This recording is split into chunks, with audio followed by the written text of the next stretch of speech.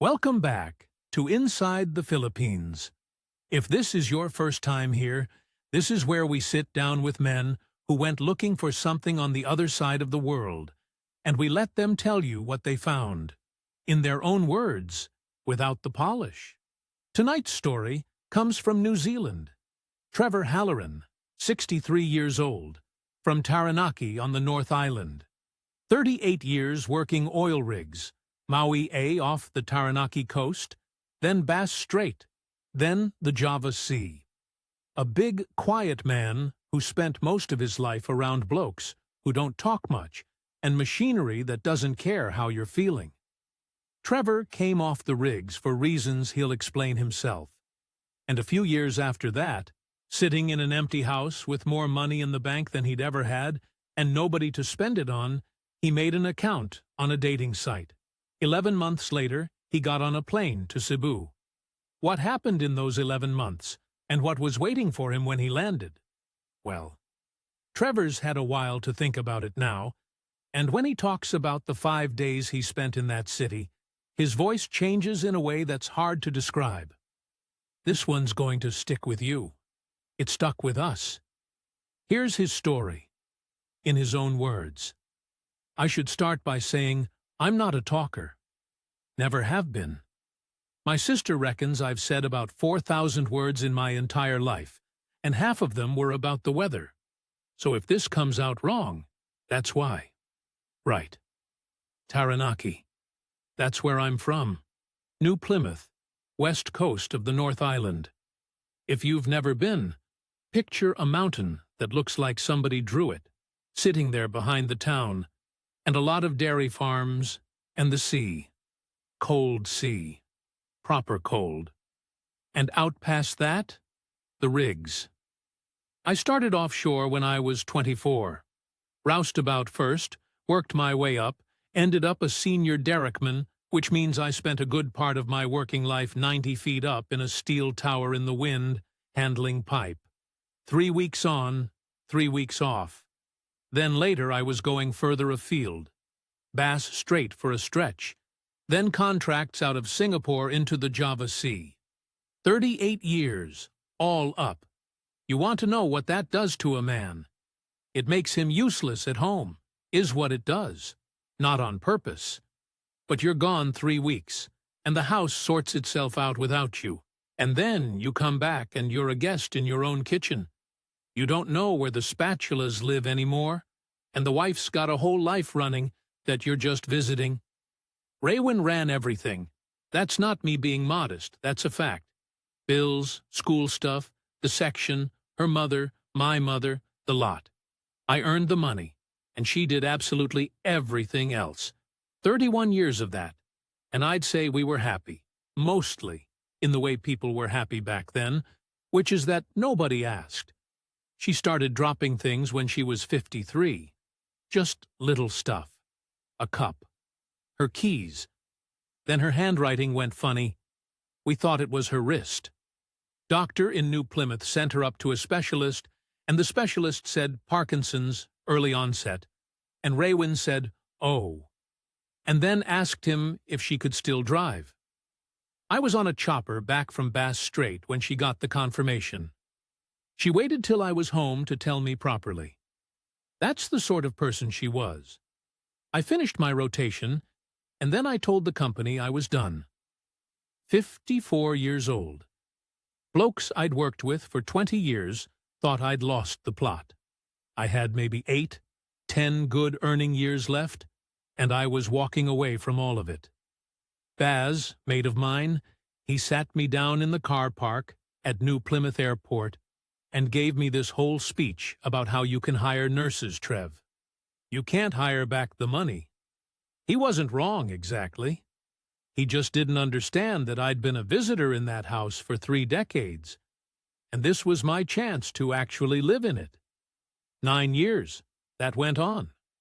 People say to me, that must have been hard. And I say, yeah, bit of a rough patch, which is, look, I know what I'm doing when I say that. It's what we say. You lose 2 fingers in the drawworks and you say she's a bit sore. It's not that we don't feel it. It's that there's no point putting words on it. But here's what 9 years actually is, if you want the real answer. It's learning the medication timing better than the pharmacist. Levodopa every 4 hours, and if you're 20 minutes late, she can't stand up, so you're setting alarms through the night for the better part of a decade. It's a hoist in the bedroom by year 6. It's cutting food small. It's learning how to get a grown woman off a bathroom floor without hurting her or yourself, which, by the way, is a skill, and I got very good at it. It's also, and nobody tells you this bit, it's quite good, some of it. We talked more in those 9 years than the 31 before it. She'd get me watching those British antiques programs. She'd laugh at me falling asleep in the chair at 8 o'clock at night. There were whole afternoons in there that were fine. Better than fine. The last 2 years she couldn't really speak. And I got so I could tell what she wanted from her eyes, which sounds like something off a telly show. But it's just what happens. She died on a Tuesday morning in July. Winter. I'd gone out to the kitchen to put the jug on, and when I came back, she'd gone. And I want to be honest about this because it's the part one've never said out loud to anybody. I didn't feel anything. Nothing. Not a thing. I stood there with a cup of tea in my hand, and I thought, well, right. I'd been rehearsing it for 9 years, see? Every single day for 9 years, I'd thought about that morning coming, and by the time it turned up, I'd used it all. There was nothing left in the tank. I organized the funeral. I did all the paperwork. My sister Colleen came down from Hamilton, and she was in bits, and I was making everyone sandwiches. People kept saying how well I was coping, and I remember thinking, mate, there's nothing to cope with. There's nobody in here.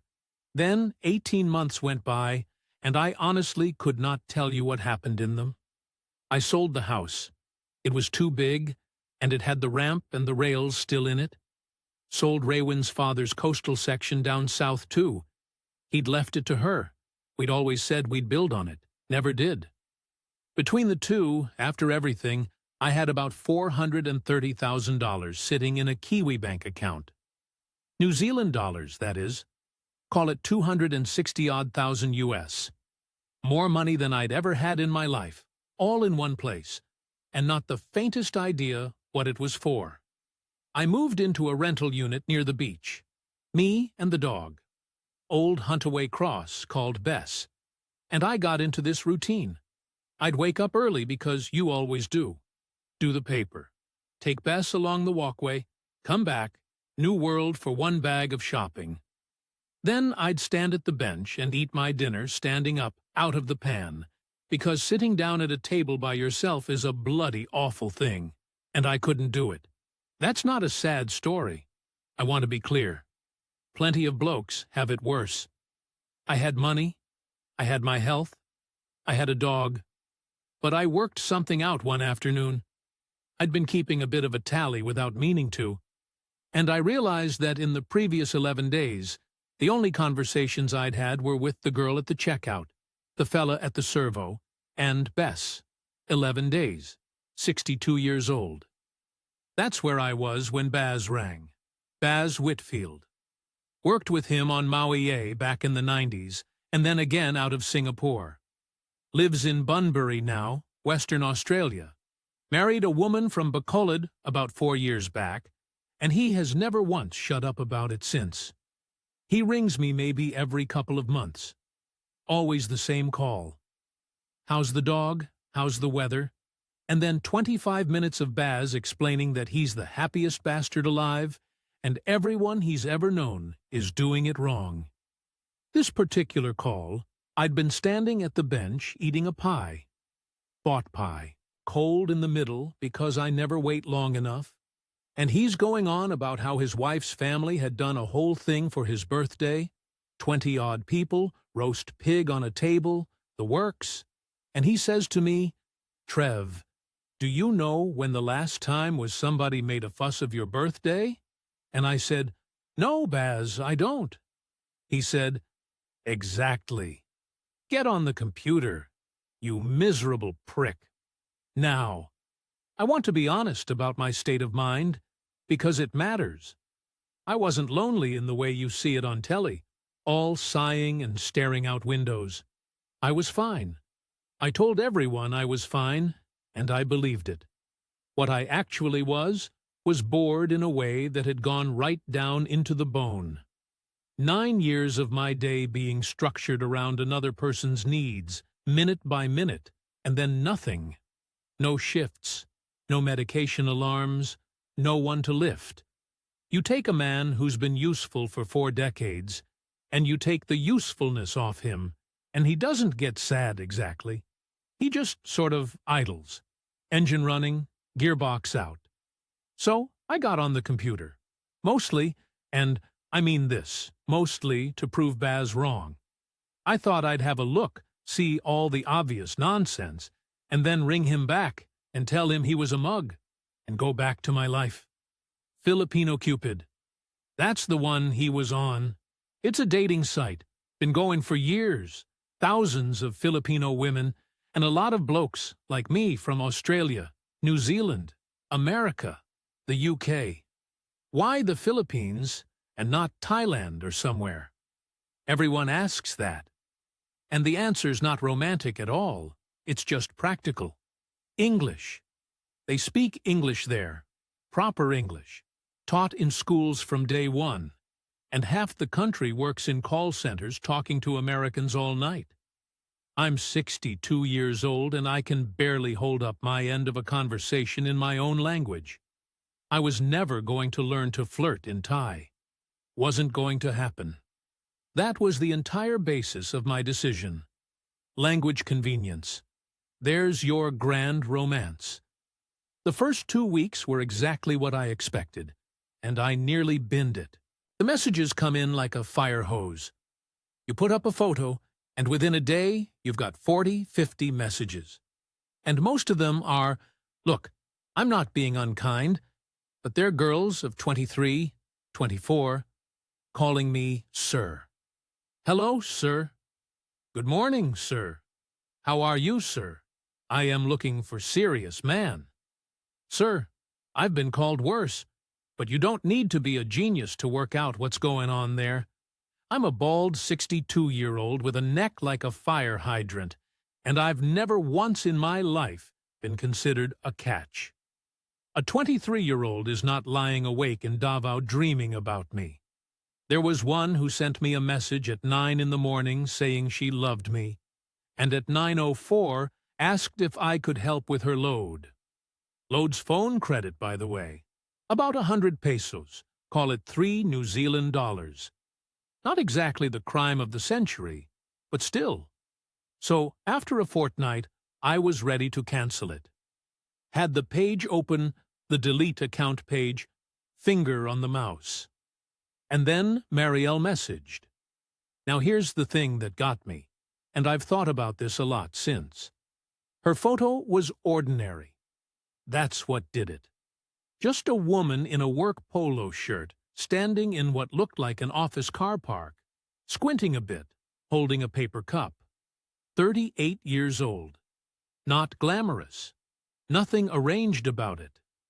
There were profiles on there that looked like a magazine shoot, and I scrolled straight past them because I'm not an idiot, or I thought I wasn't. Hers looked like a real person had taken a real photo on a real Tuesday. And her message wasn't, "Hello, sir."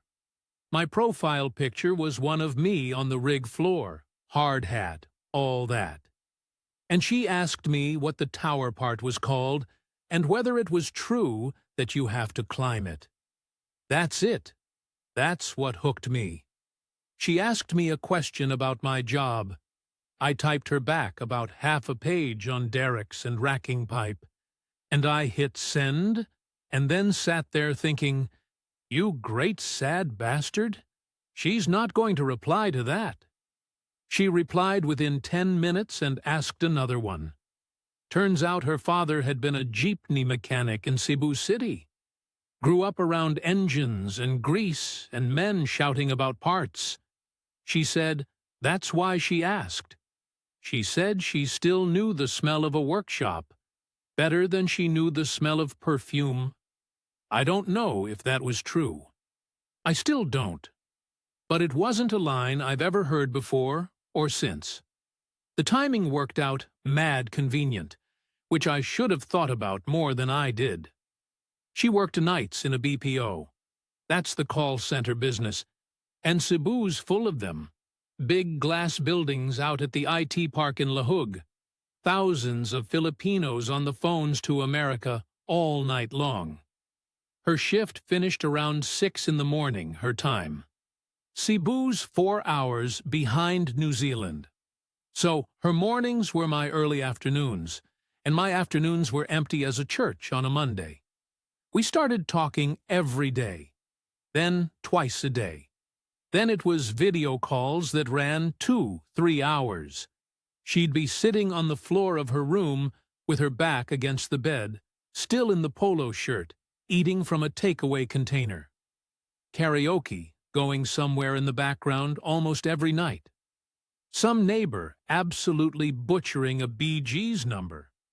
And she'd stop mid-sentence and go, "Sorry, that's Nong Birding. He does this." Roosters at 4 in the morning her time, going off in the middle of everything. Church bells.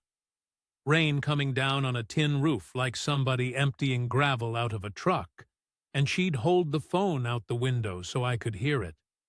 And I'd just sit there in New Plymouth, listening to rain fall on a roof 12,000 kilometers away. She sent voice notes, just little ones. Walking to the jeepney. Buying something at the Sari Sari store on her corner. The woman who ran it apparently sold single cigarettes and single sachets of shampoo, which I found genuinely fascinating. And Marielle thought it was hilarious that I found it fascinating. 4 months. 4 months of that. And I want to be extremely clear about this bit because it's the whole reason the rest of it happened. She never asked me for a cent. Not once. Not a hint, not a hard luck story, nothing. I offered twice. Once when she mentioned her phone screen had cracked, and once around Christmas. Both times she said no. The second time she got a bit sharp with me about it, said she had a job, said she wasn't like the others on that site, and she didn't want me thinking that. I remember feeling told off, and I remember liking it. There's a lot I've had to be honest with myself about since. That's the one that's hardest. Because it wasn't the ordinary photo, or the jeepney mechanic father, or the rain on the roof. It was that she was the only one who said no. And after 4 months of no, when the first yes came along, I'd have handed her anything she asked for. But that's later. The night it actually turned, that was about 3 months in. Middle of the night for her, she was on her break, sitting outside the building in the smoking area with the phone propped against something, and she asked me how I was doing. Which sounds like nothing. People say it all day long. But nobody had asked me that since the funeral. Not once. Everyone had asked how I was getting on, how I was managing, whether I needed anything. And I'd say, "Yeah, good, no worries," and they'd look relieved and change the subject, because that's what people want you to say, and they can't help it. "And I've done exactly the same thing to other men my whole life," she asked. And then, when I said, "Yeah, good," she just waited. Blokes got no defense against being waited at. 38 years of not talking, and I'll be buggered if I didn't tell her the whole thing. The 9 years, the hoist, the alarms every 4 hours, the chair I slept in beside the bed, and how I'd got so used to sleeping in a chair that I still couldn't sleep flat properly. The Tuesday morning, standing there with a cup of tea in my hand, feeling absolutely nothing. I'd never said any of it out loud to another human being. Not Colleen, not Baz, not the doctor. And when I looked at the screen, she was crying. Properly, with her hand over her mouth, trying not to make noise because there were people out there with her. Nobody had cried about Raywin in years, except me, at very stupid times, like in the car park at Countdown. She said, "You carried her?" She said, "Who carried you?" I told her not to be silly, or something to that effect. I don't remember exactly. What I remember is going out afterwards and standing in the yard in the dark with the dog, and my chest hurting, and thinking that I'd just been seen for the first time in about a decade. She asked for the first money 6 weeks after that. 8,000 pesos. I didn't even think about it. 8,000 pesos. About 230 New Zealand dollars. But I need to back up a bit, because the money isn't the interesting part. The interesting part is how she asked, which was, she didn't. We'd been calling every day for about 4.5 months by then. Somewhere in there, we'd started using the word partner, which I remember being self-conscious about. A man my age saying that. She'd shut her profile on the site down while I was watching on video. Turned the laptop round so I could see her click through it. Said she didn't want to be on there anymore. That cost her nothing, by the way. Takes about 4 seconds. I understand that now. At the time, I sat in my kitchen in New Plymouth, feeling like she'd made me some enormous gesture, and I did the same with mine straight after. And we both sat there grinning at each other like a pair of teenagers. Anyway, the 8,000.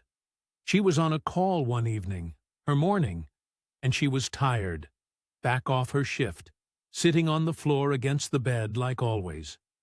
And she mentioned in passing that she wouldn't be able to go down to Argao that weekend after all. Argao's a town down the coast from Cebu City, about 2.5 hours by bus. That's where her mother is.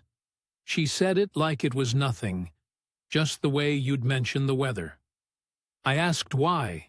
She said the fare and the medicine together was too much this month, and her mother would understand. Turned out the mother's on maintenance medication for high blood pressure, losartan and something else, I've forgotten what, and it's about 2,000 pesos a month at the Mercury drug there, and the mother had been cutting the tablets in half to make them last, which apparently half the country does. Mariel said it the way you'd say your car needed a warrant of fitness. Not sad, just admin. I said I'd sort it. She said absolutely not. And I mean, she got properly stubborn about it.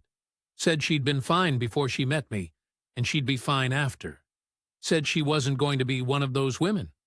She actually used that phrase, one of those women.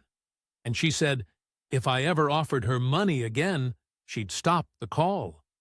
I brought it up twice more over the next fortnight. She refused both times. Third time, I told her I was going to send it, whether she liked it or not. And I said something about how I'd spent 9 years being useful to somebody, and I was bloody hopeless without something to do. Which was true, and I hadn't meant to say it out loud. She went quiet. Then she said fine. But only the medicine, not the fare. And she'd pay me back. 8,000 pesos through G-Cash, which is the phone wallet everybody there uses. You send it to a mobile number, and it lands in about 10 seconds. 230 New Zealand dollars. I want you to understand what that was in my life at that point. I had 430,000 in the bank. $230 is a tank and a half of diesel. It is 1 meal out for 2 people in Auckland. It was less than I paid for the second-hand hoist we had in the bedroom, and about 1/5 of what 1 set of bathroom grab rails and a level access shower had cost me back in the day. So, no, I didn't blink. And the feeling afterwards, that's the part 1-500 tell any man to watch for. Because it wasn't romantic. It was relief. Somebody needed something, and I could do it, and it took me 90 seconds. First useful thing I'd done since the funeral. She sent me a photo of the receipt from the pharmacy. Then a photo of her mother holding the box. This tiny woman in a house dress standing in front of a wall with a Stomernino statue on a shelf behind her. Then a voice note from the mother in Bisaya that Mariel translated as, "Thank you," and "God bless you," and something about how she was praying for me. Now, two things can be true at once, and this is where I have to be careful and fair. I've done a lot of reading since. What I know now is that Filipino families genuinely work like that. It's not a con. That's the whole point. It's real. The eldest daughter carries the family. If you've got a job and your brother hasn't, your money is his money. If a cousin's kid needs school fees, that's not a favor, that's your obligation. There's a phrase, utang na loob, debt of gratitude. It means somebody does something for you, and you carry that for life, and you pay it back to them or to your family or to whoever, and it never really closes out. And there's about 2 million Filipinos working abroad right now. Nurses in Saudi, seafarers, carers in Israel and Canada. Every one of them sending money home every single month. That's normal. That's the economy. So a Filipina with a foreign boyfriend, the family don't see that as her marrying rich, exactly. They see it as her doing what a good daughter does. That's genuinely how it works. Nobody was inventing a culture to fleece me. But, and here's the other true thing, a system like that can be run at somebody. If you know a man's got money, and you know what a good daughter looks like, you can stand a whole performance up inside that framework, and it'll look exactly like the real thing. Because it is the real thing. Just aimed. I couldn't tell the difference. I'm not sure I could tell now. Around that time, I did what everybody does, which is I went on the internet. Expat forums, Facebook groups. There's dozens of them, blokes in Angeles and Dumaguete and Cebu, and every single thread is some man saying, "Watch out. Mate, they're all the same. They'll take you for everything." I read that stuff for a couple of weeks, and then I stopped. And I'll tell you exactly why, because it's not to my credit. They were bitter. Every one of them. You could hear it in the typing. Divorced twice, angry at the world, sitting in some bar in Malate at 11 in the morning, telling other men that women are a scam. I looked at that, and I thought, I'm not that. I'm not going to become that. Which is a very comfortable way of deciding you don't have to listen to a warning. You don't argue with the warning.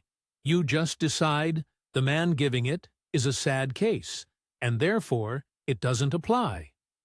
Some of those blokes had lost their houses. Some of them were right. What I told myself instead was a list, and I actually went through it in my head like a pre-tour checklist. She had a job. I'd seen the building, seen the lanyard.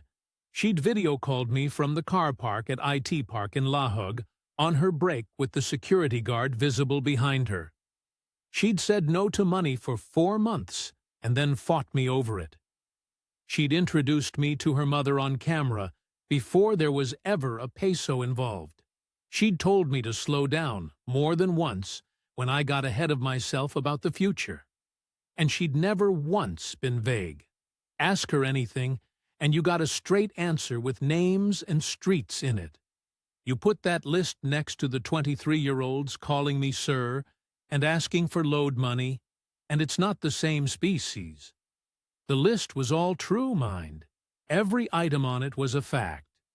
It's only afterwards you work out that a list like that isn't proof of anything except that somebody knew what a list like that would need to have on it. She paid me back, by the way. The 8,000. 6 weeks later, in 3 installments, out of her own wages, and she made a point of it every time. I told her to stop. She wouldn't. I've thought about those 3 installments more than almost anything else in this story. Because that was what? $500 worth of patience? Against what came after? Cheapest money anyone ever spent. The family arrived in stages, like a work crew turning up for a job. First it was just the mother, once, on that call after the medicine. Then, a fortnight later, there was a sister. Jenilyn, younger, worked at a pharmacy in Karkar, waving from behind Marielle's shoulder. Then another sister I never got a proper name for. Then an uncle who wanted to know if it was true that New Zealand had more sheep than people, which it isn't anymore, but I let him have it. Then the kids. There were about 6 of them in rotation, nieces and nephews of various sizes, and they'd all come charging into the frame at once, shouting hello and pushing each other out of the way. And one of them started calling me Uncle Trev, and within about a week, they all were. Uncle Trev, 62 years old, and never had a kid of my own. That wasn't in the cards for us. Long story, not for today. And here's a room full of them in Argyle yelling my name at a phone camera. You can laugh. I'd laugh at me, too. I got so I knew the room behind her. Bare concrete wall painted this pale green, a fluorescent tube, a calendar from a hardware shop with a Storm Niño picture pinned next to it, and a plastic fan that clicked every time it swung right. When the rain came on the roof, you couldn't hear a bloody thing, and we'd both just sit there shouting at each other and laughing. I sent a balikbayan box in the 7th month. That's the big cardboard box everyone abroad sends home. You buy it from the freight company, fill it, and it goes on a ship and turns up 10 weeks later. Cost me about $200 to send. And I'll admit something. I enjoyed packing that box more than anything I'd done in 3 years. Whitaker's chocolate, about 8 blocks of it. Manuka honey, because that's what you send. Soap and shampoo and toothpaste, which apparently is the whole point of these boxes. A rugby jersey for the eldest nephew, Christian, who I'd told about the All Blacks and who had absolutely no idea what I was on about, but was very polite. Reading glasses for the mother, 3 pairs, different strengths, because Marielle didn't know which, and a set of spanners for the uncle, decent ones, Sidchrome. Took me 2 days. I kept going back to the warehouse for more stuff. Bess sat in the hall watching me fill it. Then the tuition. Month 7. Christian had a place at USC. That's the University of San Carlos in Cebu City. Proper old university. Jesuits started it. Everybody there knows the name. Engineering. And the family had been putting money together for it since he was about 11, and they were short. 45,000 pesos for the semester. 1,300 New Zealand dollars. Marielle didn't ask directly this time either. What she did was tell me she was going to take a second job, weekends, doing some data thing from home, on top of her night shifts.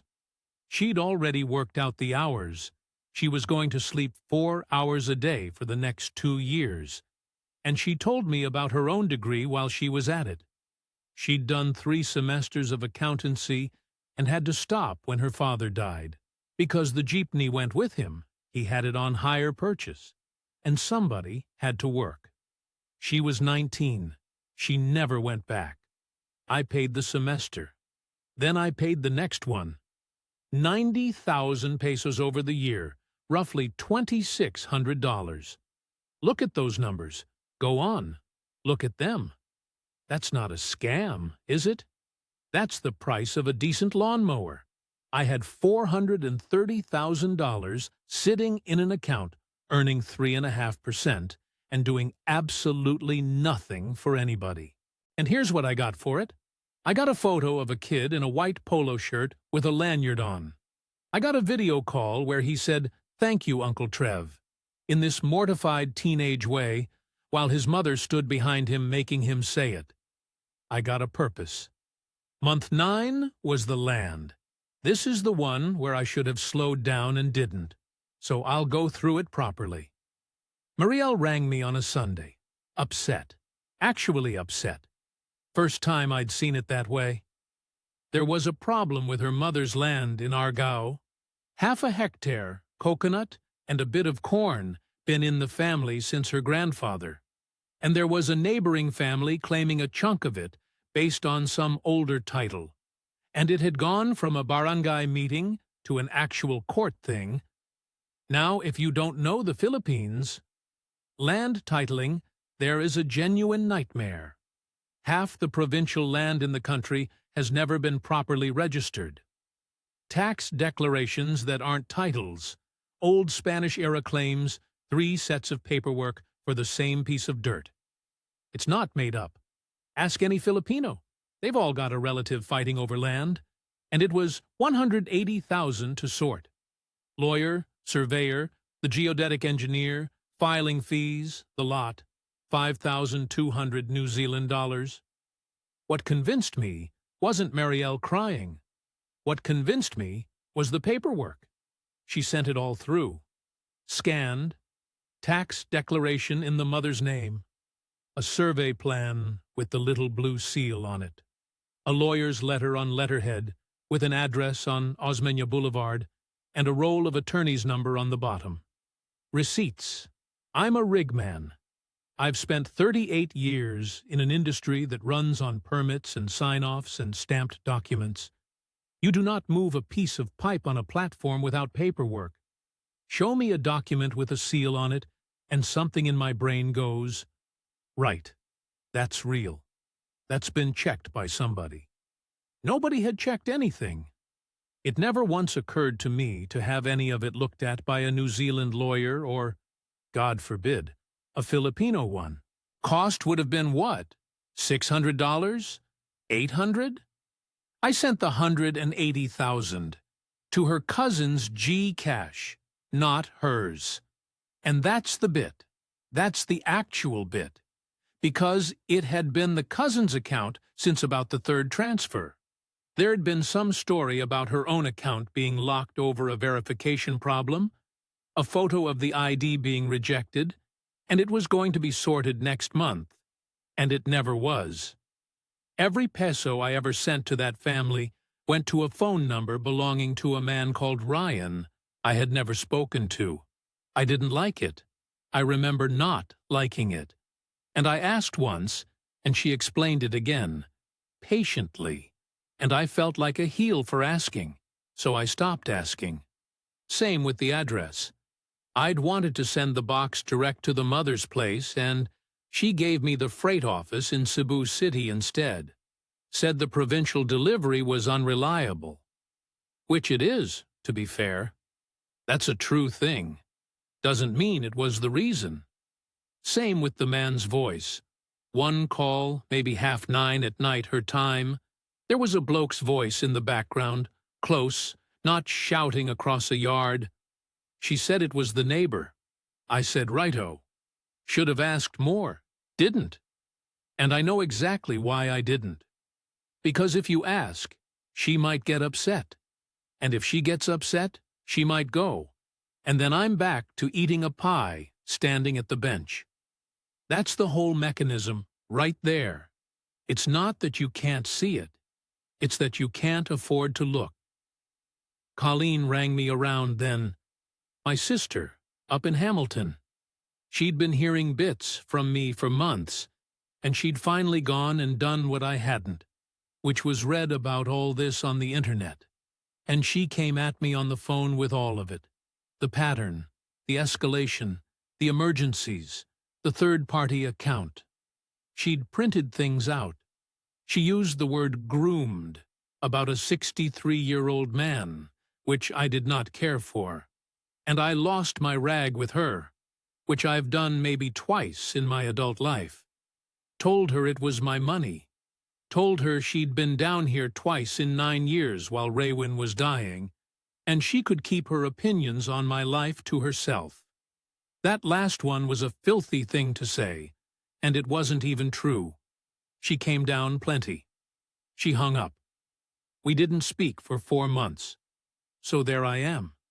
Booked in on a plan to move to Cebu, sending money to a man called Ryan I'd never met.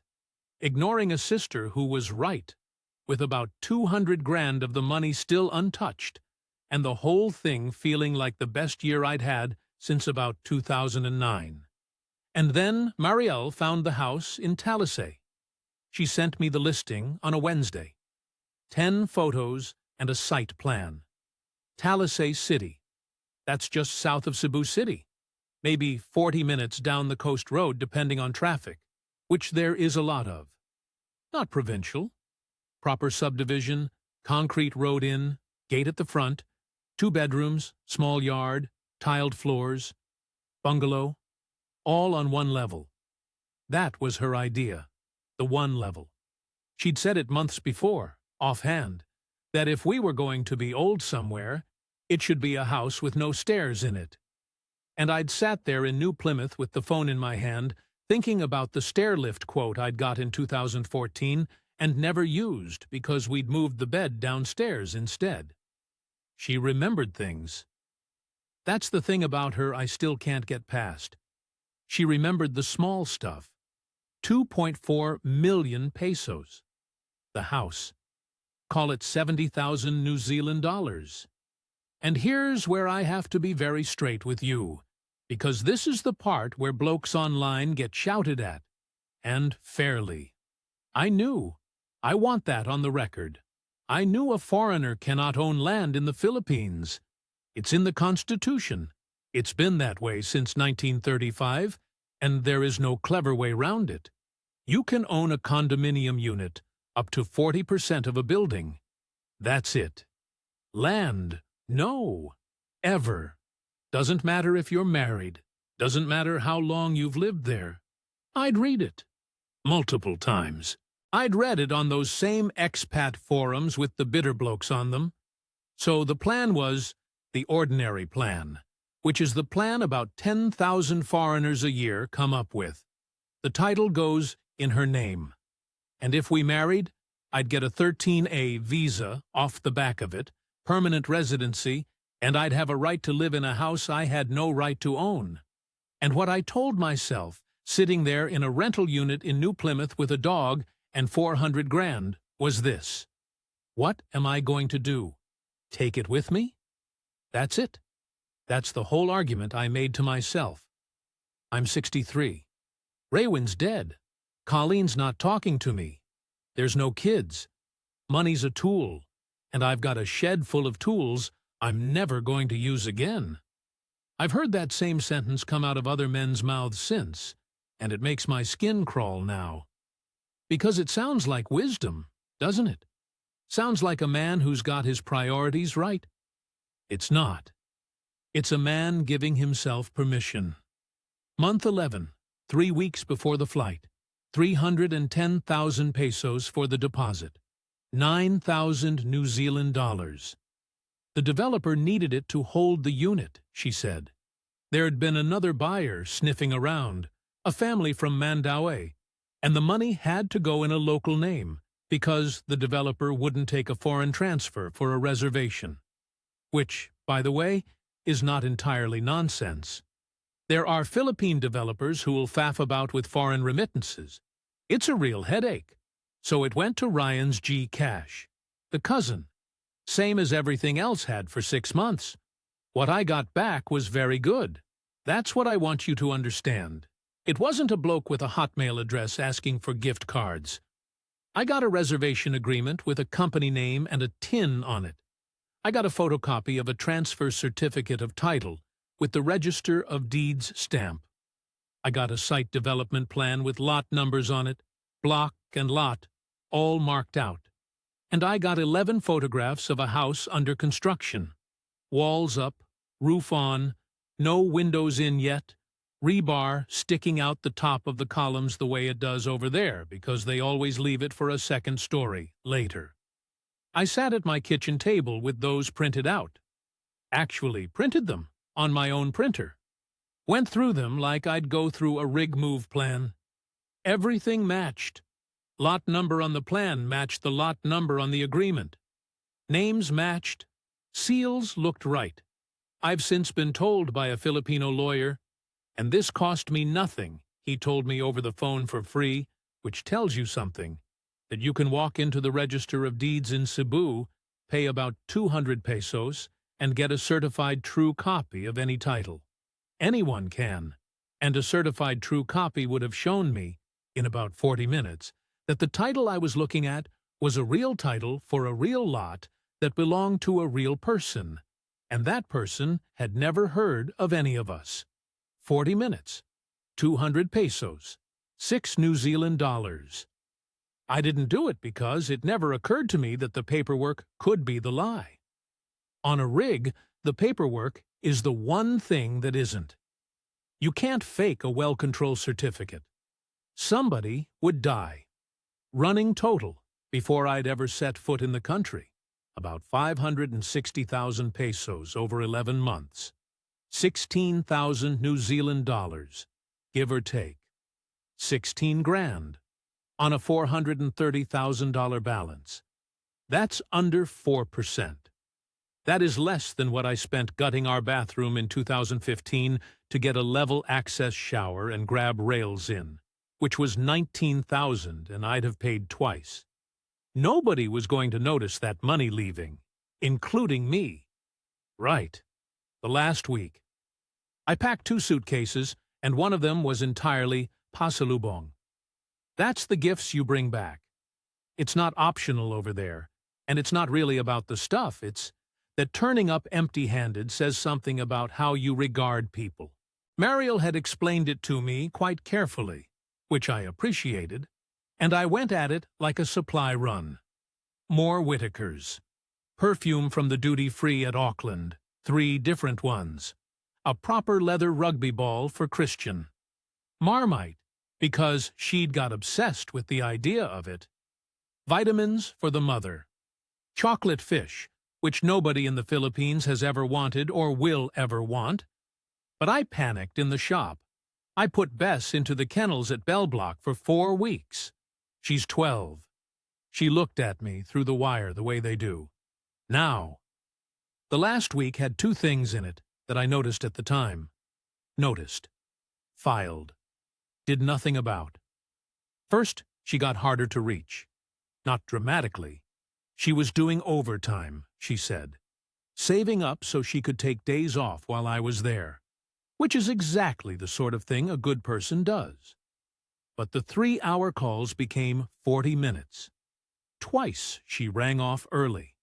And there was a flatness to her I hadn't heard before, like someone doing a job. Second, and this is the one I'd give a lot to have back, she asked twice about my documents, not my passport. My passport she'd asked about ages ago, sensibly, because of visa validity. This was different. She wanted to know, was I bringing my New Zealand ID, my proof of address, anything with my bank on it? Because the developer's paperwork on signing day would need proof of identity from the foreign party. I said I'd bring my passport and my driver license. She said, bring a bank statement too, just in case. And I remember standing in my hallway with the phone against my ear thinking, why would a developer need my bank statement for a deposit that's already paid? I thought it. I actually formed that thought, and then I put a bank statement in the folder with my passport, because she'd asked, and because the alternative was to ring her up and say, I don't trust you. 11 months. Every day. And I could not make myself say that sentence. The flight was Auckland to Singapore, Singapore to Cebu. 21 hours all up with the layover. I didn't sleep. 63-year-old man in a middle seat, too big for it, reading the in-flight magazine 4 times. We came in over the water at about 11 at night, and you could see the lights of Mactan all along the coast, and the dark bit, that's the channel, and then Cebu City behind it, going up the hills, lights the whole way up. The heat when the doors opened. Nobody tells you about that properly. It's not hot like a hot day. It's like walking into a warm, wet towel. My glasses fogged in the air bridge and stayed fogged. Queue at immigration, an hour. Bloke stamped me for 30 days. And then out through the doors at Mactan Cebu Terminal 2 into the arrivals hall, where there's about 200 people pressed up against the barrier with signs and balloons, and the noise, and the diesel smell off the taxi rank coming in through the doors. She was there. Second row by the railing, in a yellow top. She was real. Same face. Slightly smaller than I'd pictured. They always are. And she started crying before I got to her, both hands over her face, and I dropped a suitcase on a stranger's foot getting there, and I stood in the middle of that arrivals hall with my arms round a woman I'd never touched before in my life, and I cried too. First time since the funeral. I'm not going to pretend that was fake. I've had a long time to think about it, and I don't believe it was. That's what makes it hard. The first 3 days were good. I need to say that plainly, because everything after it doesn't cancel it out, and I've had blokes tell me I'm soft for saying so. She'd booked a hotel up in Lahug, near the IT park where she worked. Nothing flash. Aircon that rattled, a window looking at another building, hot water that came and went. Fine by me. I've slept in a 2-berth cabin on a jack-up rig with a Scotsman who snored like a compressor. Day 1, we didn't do much. Slept. Ate at a Mang Inasal down the road. Chicken and rice. You get unlimited rice. And she laughed at me putting a whole bowl of it away, because apparently a New Zealander isn't supposed to. She kept touching my arm to check I was there. I kept doing the same thing. Day 2, she took me to Larcian in the evening.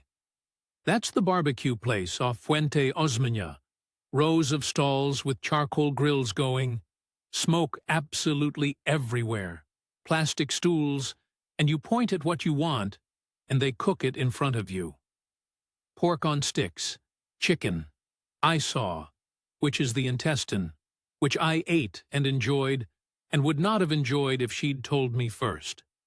Puso rice hanging in little woven pouches. San Miguel out of an ice bucket. The noise in that place. Jeepneys going past on Osmeña. The beeping. Karaoke coming from somewhere. And the heat off the grills on top of the heat that was already there. Sweat running down the inside of my shirt. 63 years old, and I hadn't been anywhere in 11 years. Day 3, we went up to Tops, which is the lookout in the hills above Busi. You get a hobble-hobble, or a taxi up a road that's basically a goat track with concrete on it, and at the top you can see the whole city, and the channel, and Mactan out beyond it, all lit up. It got cold up there, or what she called cold. Somebody was selling grilled corn and San Mig Light out of a cooler. She stood next to me at the wall and said, "That's it. That's all of it." And she pointed out where the house would be, way off south, in the dark past the lights. Sunday was day 4, and we went to Mass at the Basilica del Santo Niño.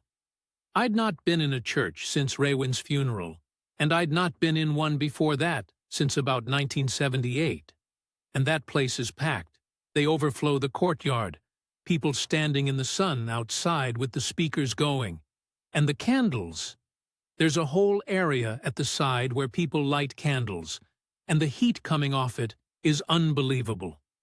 Women moving in circles, doing a little dance with the candles, praying out loud, some of them crying, and Mariel went and knelt down in the pew next to me and prayed for a good 10 minutes with her eyes shut and her hands actually shaking a bit. I don't know what she was praying for. I've thought about that more than anything else in this whole business. I don't know. She wasn't performing for me. She wasn't looking at me. She'd forgotten I was there. Something happened to me in that church, and I still can't put a name on it. I'm not a religious man. I just stood there in the heat with all that noise, and I thought about the chair beside the bed, and I felt something come loose in my chest. That was Sunday morning. Sunday afternoon, Ronnie turned up, introduced as her brother. Now, In 11 months of daily calls, I'd met the mother, 2 sisters, an uncle, 6 children, and a woman from the church. I had never once heard about a brother. Not once. Big fella, mid-40s, polo shirt, good watch, drove a Fortuner. Perfectly friendly. Shook my hand and called me sir and bought the drinks and asked about the rigs, and asked about the rigs again, and then asked what a man like me had put away over 38 years of it. I laughed that one off. He laughed too. Very easy about it. And from that afternoon on, Marielle was different. Not cold, busy, managerial. There was a schedule now. The signing was Tuesday, 10 o'clock, at an office in Mandaue. She said it 3 times in an hour. Bring the passport, bring the license, bring the bank statement. Monday, they drove me down to see the lot.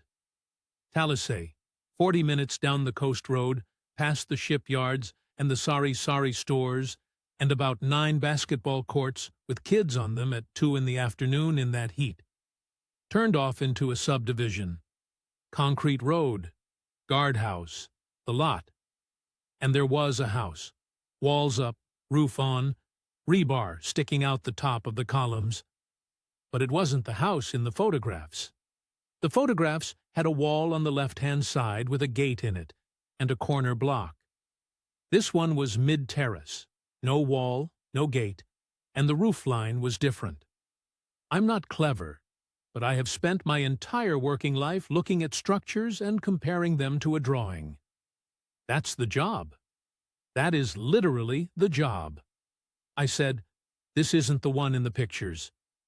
Nobody answered me for about 4 seconds. Then Ronnie said something to Marielle in Bisaya, and she said the developer had reassigned the unit because of a drainage problem on the original lot, and it was a better position anyway, more central. I said, "So the lot numbers changed." She said we'd sort it Tuesday. Then nobody said anything for the entire drive back. 20 minutes, 3 adults in a car, radio off. And the thing about not saying anything, over there, that's not rude. That's how it's done. You don't have the row in the room. Everything gets settled sideways and later.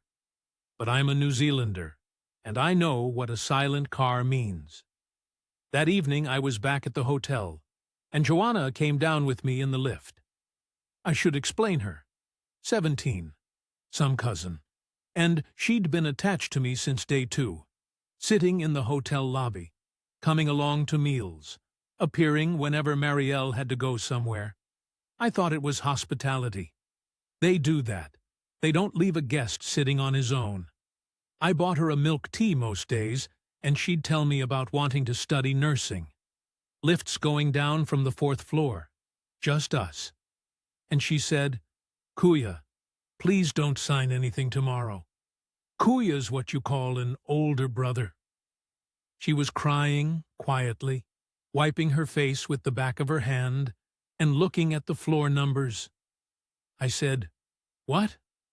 And she wouldn't say anything else. She just shook her head. And when the doors opened at the ground floor, she went out fast and across the lobby. And that's when I understood she wasn't frightened of me at all. She was frightened of them. I went back up to my room, and I sat on the end of the bed with the aircon rattling and a rooster going off somewhere at 7 in the evening, which they do. And then I did the only useful thing I did in that entire 11 months. I opened the folder. Marielle had left it with me the night before, all the documents for Tuesday, so I could read them in advance, which was a courtesy, and which I hadn't done because I'd already read the ones she'd emailed me. These were not the same documents. There were 7 pages. A deed of sale for the lot, in her name, fine. Then a second document, a loan agreement, my name on it as lender, and a schedule of releases. 3 tranches. First one on signing, P1.4 million, then 2 more over 90 days. 4.8 million pesos altogether. 140,000 New Zealand dollars. I sat there and worked it out twice on the phone calculator because I thought I'd got the zeros wrong. And underneath all that, last page, folded once, was a different thing entirely. A draft complaint, handwritten notes in the margin, my name spelled correctly. Some numbers I recognized as sections of a law, and the words psychological violence, and Marielle's name as the complainant. I didn't know what any of that meant that night. I found out later. It's RA 92262, the Anti-Violence Against Women and Children Act. It's a real law, and it protects real women from real harm.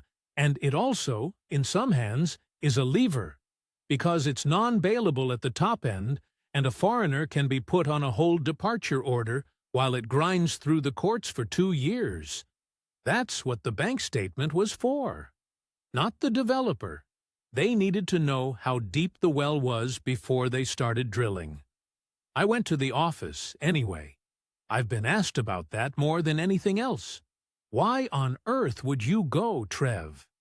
And the honest answer is that I wanted to see it. 38 years offshore, you develop a thing about walking away from a job before you've laid eyes on it. I wanted to know if it was real. Mandaway. Tuesday morning, 10 o'clock. Second floor of a building on a road off Wano Avenue, above a printing shop. Aircon unit dripping onto the pavement outside. The stairwell smelled like paint thinner. There was a basketball court across the road with kids on it already. 9:30 in the morning, 32 degrees. Inside was a room with a long table and 5 people at it.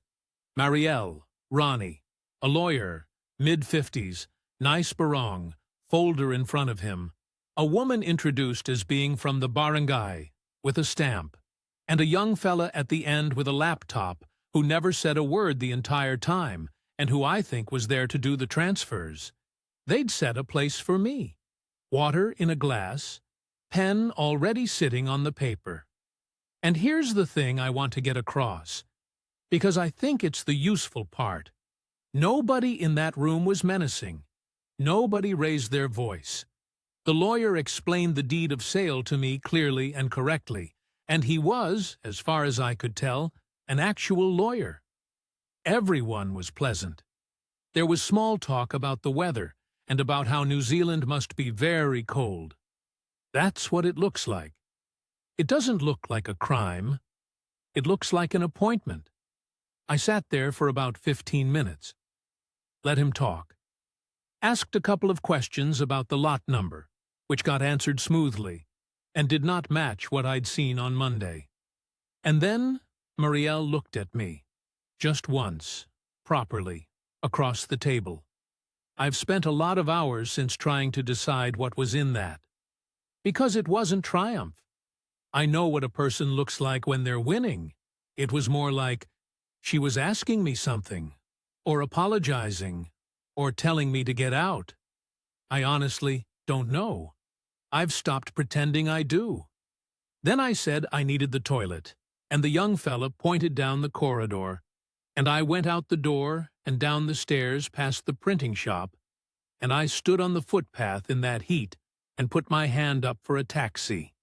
Didn't run, didn't shout, just left, like a man going for a smoke. Airport. Sat there 8 hours in Terminal 2 with 2 suitcases, one of them still half full of pasalubong I'd not handed out.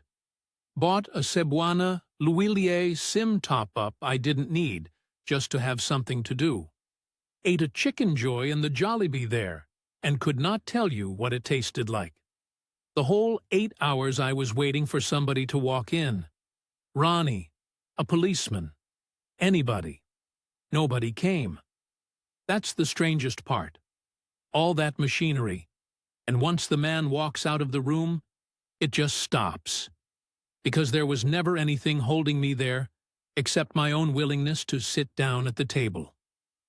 $2,200 for a one-way seat that night through Singapore. 63 years old, middle seat again. The messages started somewhere over the South China Sea, and there were 41 of them across 3 days. The first lot were furious. Genuinely, properly furious. How could you humiliate my family? The lawyer's fee. Everyone waiting. What am I supposed to tell my mother? Then a day of nothing. Then the pleading ones. And those were long. And those were hard. Because they weren't stupid. She wrote about the church on the Sunday. She wrote that God had put me in her way, and that she'd prayed for a good man for 6 years. And did I think that was nothing? I read every one of them. I never replied to any of them. Not out of strength. I want to be clear about that. I didn't reply because I knew, absolutely knew, that if I gave her one sentence, she'd have talked me round. 11 months she'd been right about everything. She'd have had an explanation, and it would have been a good one. So no confrontation. No big scene where the truth comes out, and I get to say my piece. There isn't one of those in this story, and I've made my peace with that. Final tally. 16,000 New Zealand dollars over 11 months, plus the flights, plus the hotel bits, plus the fare home. Call it 20,000, near enough. About 12,000 US. And 11 months. I got off lightly. I want to say that loudly because I know what this channel is. I've read about men who signed. There's blokes sitting in Cebu right now on a hold departure order who can't leave. 2 years into something that'll take 4. Paying a lawyer monthly out of a pension. 20 grand out of 430. I'd have paid double for the education. Where I am now. Back in Taranaki, 18 months on. Renting a place at Okura. Walking distance to the beach. Bess is 13 and deaf as a post and still going. I do rig inspection consultancy 2 months a year out of New Plymouth. Contract stuff. I didn't need the money. I needed a reason to put boots on. Colleen and I are all right. I rang her from Singapore Airport on the way home, which was the first thing I did before I even rang Baz. And I told her she'd been right and I'd been a prick to her. She cried. I didn't. I'm still not much good at that part. One, haven't been on another dating site, not out of bitterness. I just don't think that's my road. One more thing, and then I'll stop. About 6 months after I got back, I found the school in Argao where Joanna was enrolled. Took a bit of doing, and I paid her fees straight to the school. 2 years of it. Not to her, not to any family member, to the bursar's account, and my name's not on it anywhere. She said 6 words to me in a lift, and they cost her a great deal more than they cost me. Whatever she was caught up in over there, she wasn't in it, because she wanted to be. So, what have I got for you? Offshore, you trust the man beside you completely. You have to. He's holding a load over your head, and you're both standing in the same weather, and if he's lying, you both die. There's no version where he wins and you lose. 38 years I lived inside that, and I brought it home with me, and never once thought to check whether it applied. Onshore, it doesn't. That's the whole lesson. You don't ask, is this a good person? You ask, what water are we in? Do we sink together? Or is there a version where I go under, and they walk off dry? And the last bit, which is the bit that still gets me at about 3 in the morning. The hardest part isn't that she was lying. I could live with a liar. It's that I don't believe all of it was a lie. The rain on the roof, the one-level house because of the stairs. Kneeling in that basilica, with her hands shaking. I think some of that was real, and I think she was in something she couldn't get out of, and there's no way on this earth I'll ever know which parts were which. You can't do the sums when half the figures are missing. I've tried. That was Trevor Halloran, 63, of Taranaki, New Zealand. A man who spent almost 40 years being paid to notice when something wasn't right, and who nearly signed away $140,000 in an office above a printing shop. because it never occurred to him that the paperwork could be the lie. A few things worth sitting with before you go. Trevor got out for one reason. He stopped. Not because he was clever, not because he spotted it early. He stopped at the exact moment when a frightened girl gave him a reason to open a folder he'd already been given permission to read. Everything before that was momentum. Notice what the 4 quiet months bought. No requests, no hints, no hard luck stories. And that patience turned every later ask into something Trevor felt honored to be trusted with. When money never comes up early, that isn't automatically proof of anything. It can be character. It can also be construction. Notice, too, that every single peso went to a third party's account. 6 months of that, and one explanation he accepted once and never revisited. If you take one practical thing from tonight, take that. Money that will not go to the person it's supposedly for is telling you something. Every time, without exception. And on the property, Trevor knew the law. He knew foreigners cannot own land here. And he proceeded anyway, on an argument that sounded like wisdom and was actually permission. A certified true copy of a title costs about 200 pesos at the Register of Deeds, and anyone can request one. 200 pesos against $9,000 already gone, and $140,000 on the table. We'd also ask you to hold on to Trevor's last point, because it's the one this channel keeps coming back to.